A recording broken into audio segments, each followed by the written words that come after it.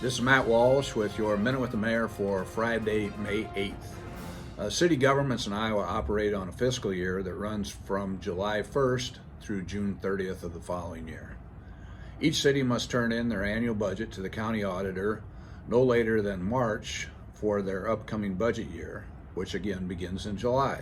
Budget preparation starts several months prior to that March date, so in many cases, we are making educated guesses as to the revenue and expenses of the city approximately 18 months in advance of the fiscal year in which they will occur. As each fiscal year comes to its end, the city is required to submit an amended budget that more accurately reflects each year's budget expenditures.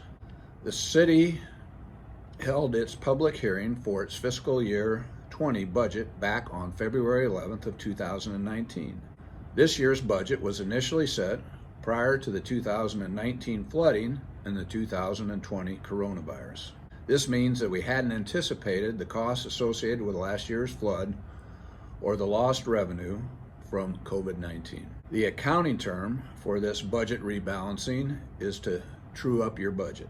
A true up is when you have booked an estimate for some period of time until such time as you have the actual final amounts, and now you will true up the estimate to equal the actual amounts. There were plenty of unplanned expenses related to fighting the flood, which included street collapses, pump station repairs, flood damage at Hannafin Park, bridge damage on streets over Mosquito Creek, and the rental of giant pumps that were necessary to pump stormwater up over the top of the city's levee system.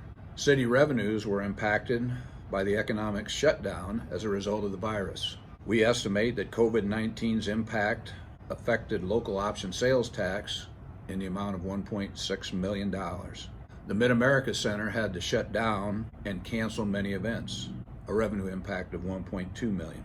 Hotel and motel taxes down $600,000, gaming taxes down $500,000, road use tax, which is the tax you pay at the gas pump, down $500,000.